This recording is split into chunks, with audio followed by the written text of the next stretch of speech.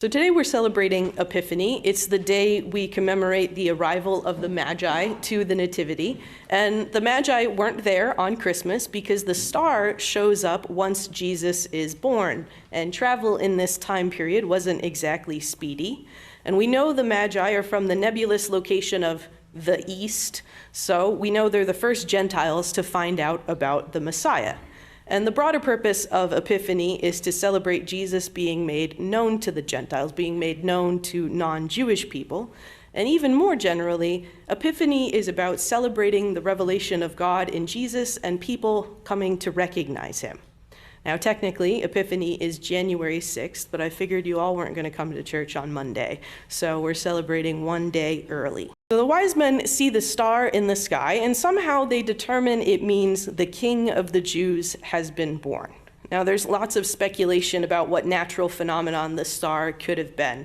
I'm somewhat partial to the idea that it was a comet, based on the fact that the star seems to move rather than staying in a fixed position. I'm somewhat partial to the idea that it was a comet, based on the fact that the star seems to move rather than staying in a fixed position. Another theory I read this week is that it's that what the wise men saw could have been the conjunction of Jupiter and Saturn, which occurred 3 times in the time frame we can narrow Jesus' birth down to. And apparently Jupiter in astrology at the time is associated with royalty, and Saturn is a planet associated with the Jews. So if the conjunction of Jupiter and Saturn is what the Magi saw, then it would have been easy to extrapolate something about the King of the Jews had happened. I'm not totally sold on the idea, but it is interesting, so I am sharing it. So as the wise men are on their way, they end up stopping in Jerusalem to get some more information to help them pinpoint the location the star is leading them to. And in Jerusalem, they run into King Herod. And King Herod, the Rome-supported puppet king of the Jews, was rather unenthusiastic about the possibility of a star-blessed birth of the King of the Jews. Herod had this king position locked down, and he didn't want any competitors.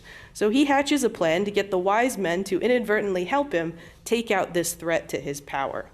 But the Magi cotton on to Herod's plan through a vision and a dream, and they return home by another road. Now, you might have noticed this morning that we read past the arrival of the Magi to cover what happens after they return home by another road to avoid Herod. And honestly, those parts of the story are a lot less fun than the wise men coming with their gifts from strange and far-off lands. Mary, Joseph, and Jesus are forced to flee Egypt because Herod plans to, and then does, murder all the children in Bethlehem and in the surrounding area under the age of 2. And these 2 stories are known as the flight to Egypt and the slaughter of the innocents, respectively, and they're often left out of our celebrations of Christmas and Epiphany. So today we're going to spend some time with these lesser-known events that happen after the wise men leave Jesus. So let's start with Herod. Herod is an evil, awful person. He's awful enough that it is uncomfortable, which is why this part of the story after the Magi leave gets a lot less airtime. And there's historic record of Herod murdering members of his own family to consolidate power, along with the more run-of-the-mill murdering other political rivals unrelated to him. So he's terrible with a capital T. And how Matthew tells this part of the Epiphany story draws a direct comparison between the Pharaoh of the Exodus and Herod. Pharaoh in the Exodus story orders the slaughter of children of the enslaved Israelites for fear that the Israelites would become too numerous and be a threat to his power. And Herod orders the slaughter of all the children in and around Bethlehem because he feared one was the Messiah who would then be a threat to his power. Now, Jesus is eventually crucified by the Romans at the behest of Jewish religious authorities, all because men were fearful their power was being threatened. So Scripture is filled with tyrants and leaders who feared the loss of their power and lashed out at vulnerable people to try to hang on. When these leaders are in power is often when the prophets in our Scriptures were active. Over the centuries, the prophets called out the same behavior. Workers being exploited, the poor being made poorer so the rich can become richer, aliens and strangers being discriminated against, widows and orphans being abandoned, the hungry being left hungry, the homeless being left unhoused, the rich buying up all the property so no one else can have a means of supporting themselves. So these tyrants promote a vision of scarcity where people are turned against each other for fear of losing what they have. And while that's going on, leaders like Herod profit from the fear and insecurity of the people. And thousands of years have gone by, and none of these societal problems have truly gone away.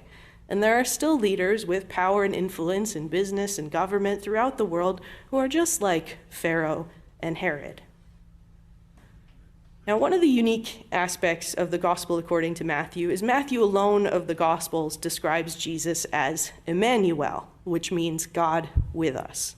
And in Matthew's telling of Jesus' life and ministry, Matthew goes through a lot of effort to show how Jesus is connected to and recreating aspects of Israel's past. So Jesus redeems Israel through going what Israel in the past has gone through. And by extension, Jesus redeems humanity through being human and sharing our common lot. We have a God in Jesus Christ who shows solidarity with us by actually going through the things people experience. Now, in order to flee from the wrath of Herod, the Holy Family flees to Egypt, just like the Israelites of the past fled to Egypt to escape famine. And when the danger is done, Jesus and his family cross the wilderness and start anew in the promised land, just like Moses and the Israelites did after the Lord freed them from slavery. So from Jesus' earliest days, he's fled to a foreign country, becoming a refugee fleeing political violence. And the connections to the Exodus remind us that the Israelites are a nation of freed slaves. So that Jesus flees political violence and needed to find asylum in a foreign country, and that he's identified with his people coming out of slavery, these things have big ethical implications.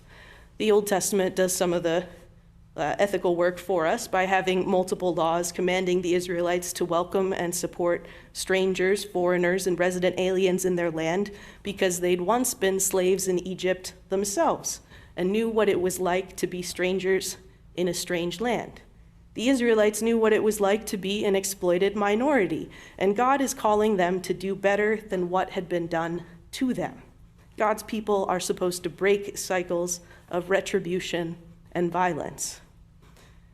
But being born a human, our God in Jesus Christ actually experiences what it's like to flee the violence of a tyrant and need to seek safety in a foreign land.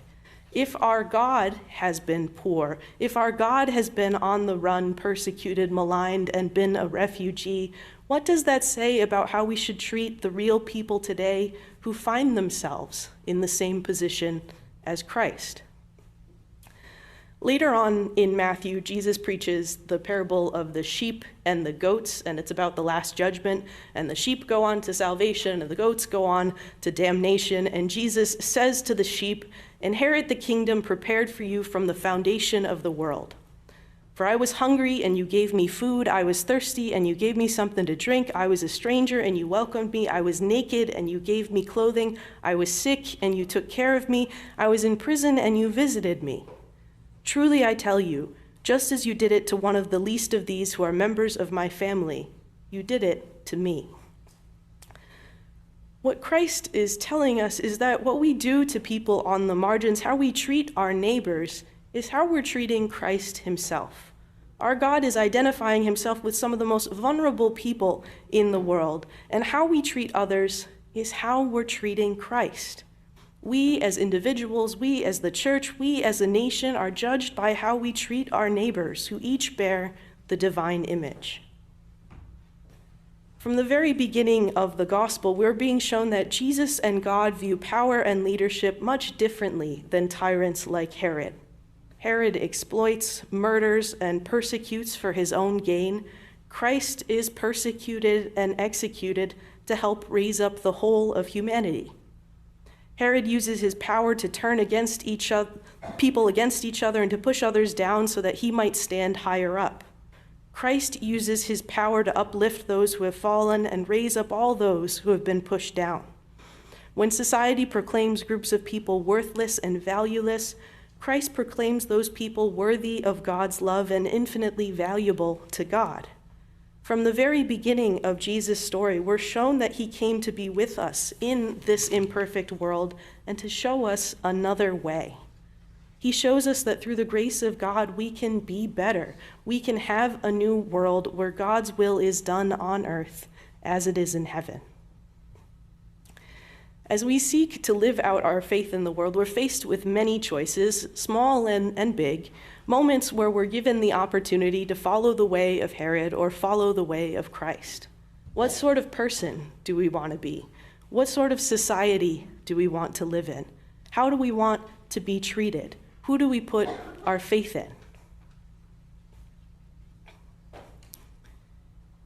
In an earlier part of Isaiah, there's a section where the Israelites have returned from exile in Babylon, and they're attempting to rebuild Jerusalem and their nation from the ashes and ruins, and it's not going well. And the people are wondering, what would it take for Israel to be great again?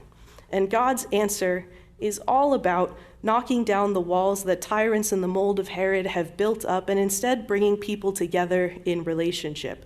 The Lord says, share your bread with the hungry, bring the homeless poor into your house, cover the naked, satisfy the needs of the afflicted, remove from among you the pointing of the finger and the speaking of evil. That's the gospel we as the church are called to proclaim and live together. And God's promise in Isaiah is that if the people do that, then your light shall break forth like the dawn. Your light shall rise in the darkness, and your gloom be like the noonday.